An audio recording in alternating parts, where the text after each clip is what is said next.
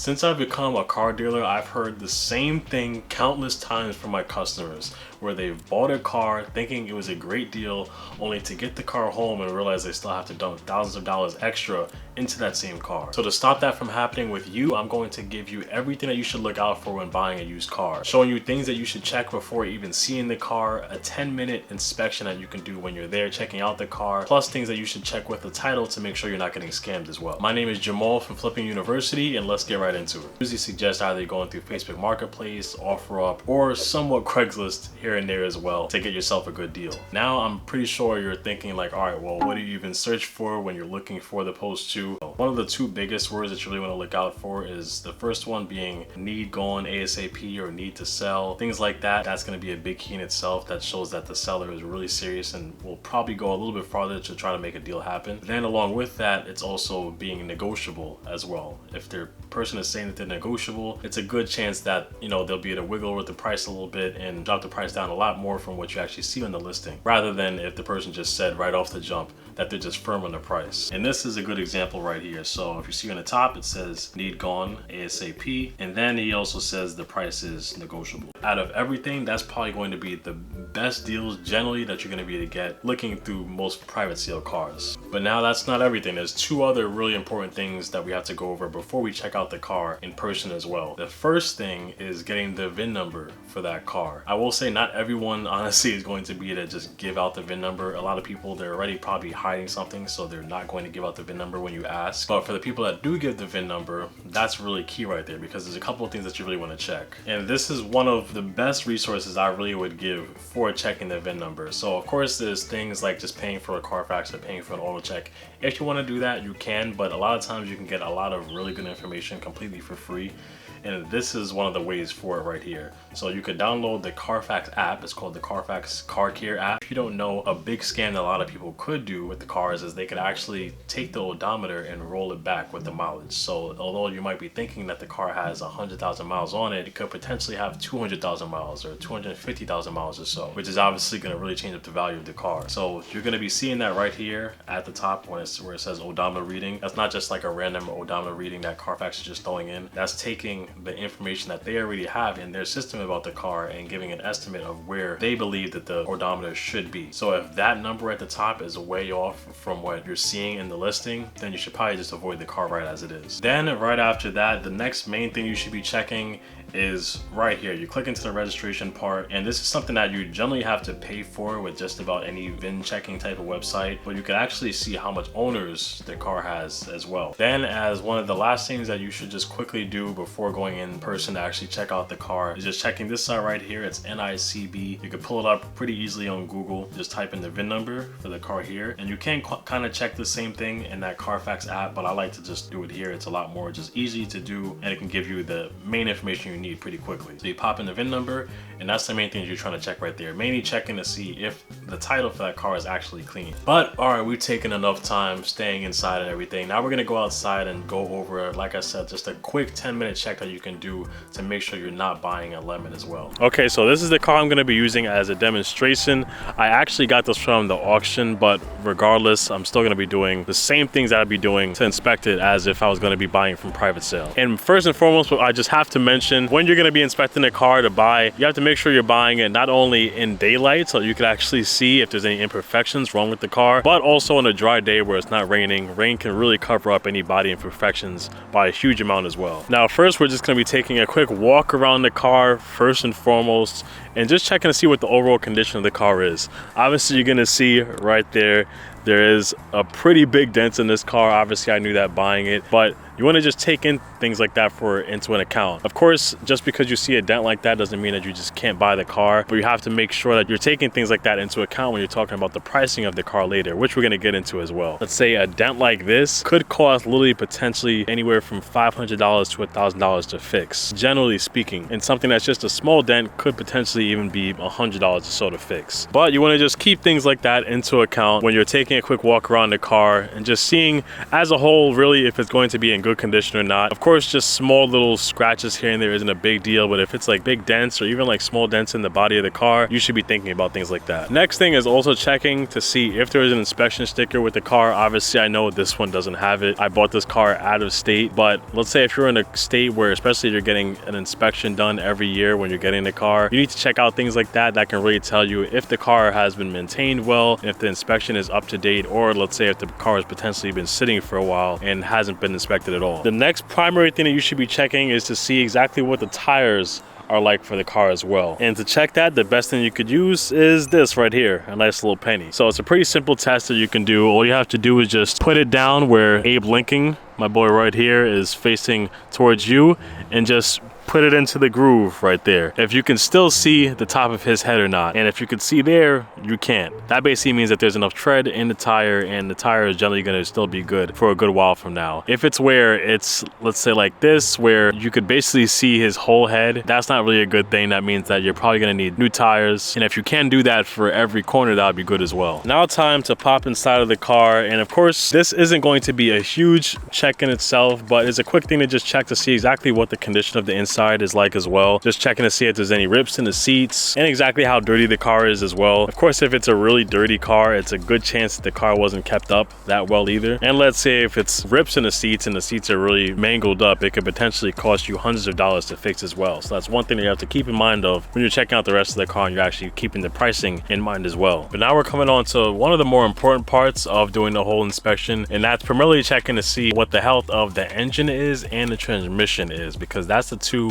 really most important parts and most expensive parts to replace in the car as well. So what we're going to be doing first is just turning the car to the on position, and you just want to check to see if all of the dash lights actually come on, and especially the check engine light as well. If it's where one of these lights don't just quickly flash on like they're supposed to, there's a chance that, you know, the seller of the car might have tried to cover it up, or maybe they might have taken the light out so that it doesn't even potentially come on when you're checking out the car. But everything came on like it was supposed to. And now it's time to use an OBD scanner, and this is the one I'm using right now. It's called the Blue Driver. It's a Bluetooth one that you could easily just sync up with your phone. You don't have to use this one. I would suggest this one if you're going to be checking out a lot of different cars, but if you're just quickly trying to get an OBD scanner just to check out a car for yourself, it's not that big of a deal. You can potentially pick up one for like 20 bucks from Walmart. But all you're going to be doing is going right under where the dashboard is and connecting it there, plugging it right in. And so this is what it's going to bring you to for this scanner. If it's not something like this, then it'll look a little different with if it's not an OBD scanner like a Blue Driver. But the main areas that you really want to check is going to be two different areas. So the first area is going to be this right here. This is where most people will tell you to go first and foremost, checking the read codes area, and then at least checking the engine light and seeing if there's anything that comes up. So it did the check. It showed that there's 0 codes found. That's exactly what we want to see. And this is really one of the biggest checks in itself, because there's going to be times where you might look at the dashboard and you might not see that there's any check engine light there. And the check engine light is really the thing that you probably least want to see, because that's the thing that can really change up the value of the car the most and potentially lead to really big issues in the future. And also for most states, if there's a check engine light that's on in the car, that also will mean that the car will probably fail the inspection as well if the car needs one. But there will be cases where you can potentially see that there's no check engine light there and there's still a potential pending code that's in the system if you check it here. But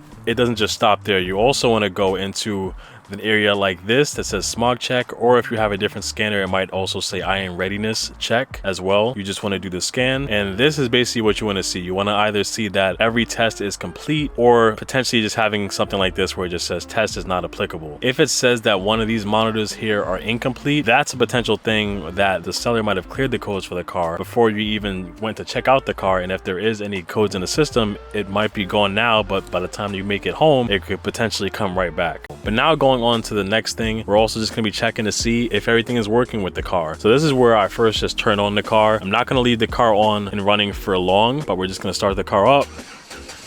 But as we're in here with the car, we're mainly just gonna be checking to see if everything is working. So one of the biggest things that you really need to make sure of is if the climate control is working. So you not only want to just check to see if the heat and the AC is working and turning those knobs and seeing if the heat and the AC feels good, but also checking to see that the fans are actually coming on and going off like they need to, even playing around with different vents and making sure that the vents can actually change like they need to as well. If there's a problem with that system in itself, that really can potentially set you back a far car away just in itself. And if you hear someone just talking about, oh yeah, the AC just needs a recharge, generally speaking, that's not going to just be it. It's probably going to be where there's a much bigger fix that's going to be needed with the car, which could potentially set you back hundreds of dollars, even if not up to $1,000 for some cars. But you also want to do things like making sure that the window rolls down fine. If there is a sunroof with your car, you want to make sure that that's working fine too. And if there is an e-brake on the car, with this one, it's right here. For most cars, it's also going to be in the center dash as well. You also want to just try to engage that and make sure it disengages all fine as well. And then one of the last things that you want to do is just go around the car in the interior and just feel what the floor feels like. Not only just testing to see if there's any spots that are really hollow, but you also want to just check to see if there's any spots that are really damp or wet, just because it's possible that, let's say, especially if you have something like a sunroof with the car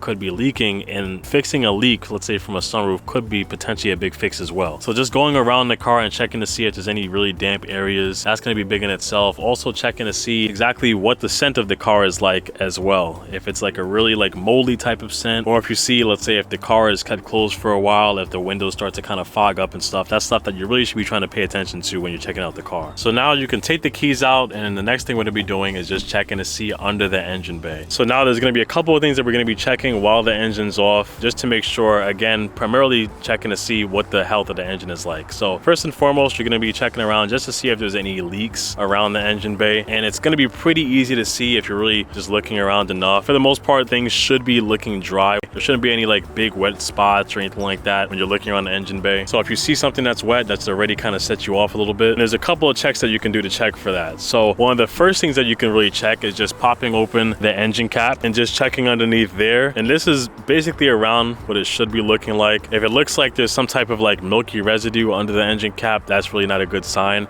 I will say in certain areas, it could potentially be two different things, where it could either be a blowing head gasket, or it could just be something like condensation, which happens in colder areas like where I'm from in New York.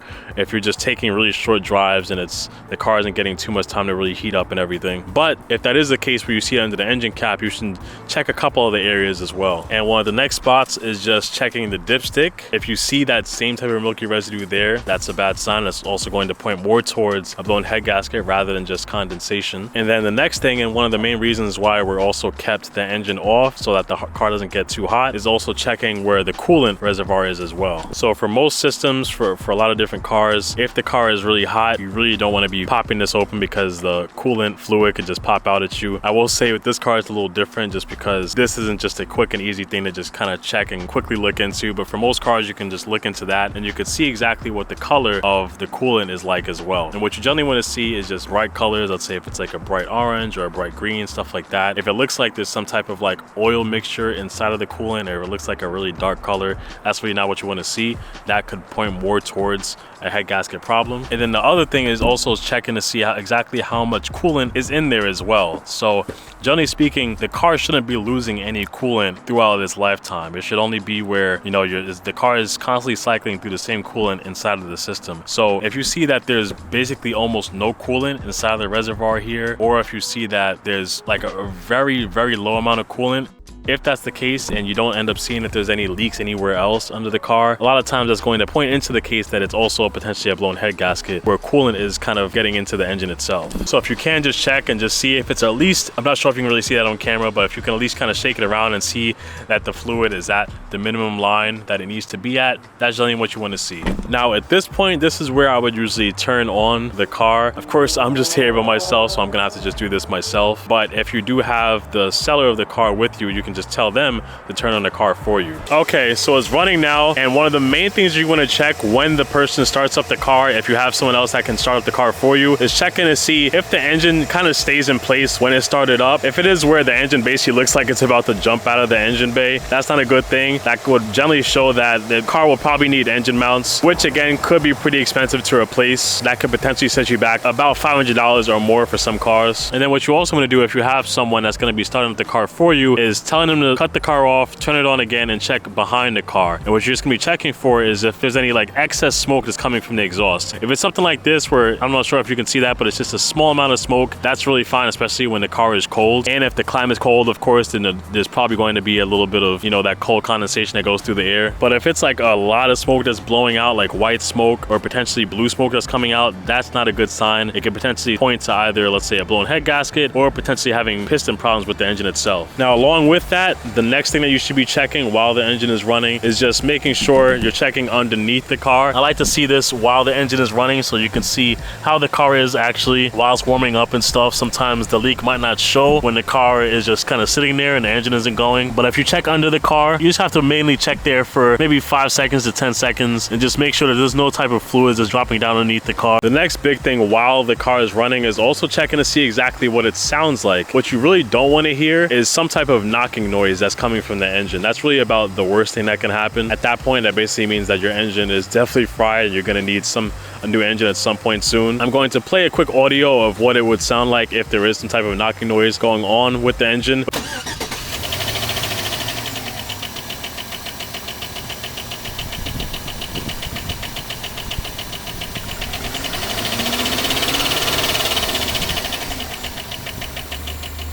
But you generally want it to be something like this where it's just running smooth. You don't want the engine to be kind of like climbing up and going down a lot. You want it to just be running at one speed, especially while the car is warmed up, and it's not where things are constantly changing. But now we're actually going to be getting dirty a little bit more and going under the car one more time. So one of the best spots to kind of go under the car is right around where the side of the car is. And the main thing you're gonna be doing is checking to see if there's any penetrating rust, but not just anywhere. Let's say if you're in a spot like where I am, let's say like you're in New York and there's salt in the ground and stuff like that when the winter comes, it's gonna be normal that there's gonna be some type of surface rust along the car. What you really don't wanna see is penetrating rust on structural parts of the car, like the frame of the car. And I'm gonna show you a picture of what I mean when I say the frame of the car. But if it's penetrating rust on those primary areas of the car, that's stuff that can really end up completely compromising the safety of the car. It can end up being where you're probably not going to be able to get the car inspected, just because potentially if you end up getting into a crash, the whole car could end up being impacted in a much different way and not really have the right supporting frame to keep everything together. So now on to one of the next biggest things when you're checking out the car is really just going for a test drive. And the main things we're going to be checking for this is how the transmission of the car is, and then also how the suspension of the car is as well. So let's turn the car back on and go for a drive. So one of the first things that you really should be checking on the test drive is that transmission, just because, as I mentioned, the engine and the transmission is one of the most expensive things that you have to replace with the car if you have to. But it's a pretty simple check. All you're going to be doing is just making sure it shifts into each gear as smoothly as possible. So, and you're generally going to feel it when it's shifting from one gear to the next. You're going to see the engine drop down a little bit and then come back up, and you'll also see it with the little line right there for the RPMs. You're going to see the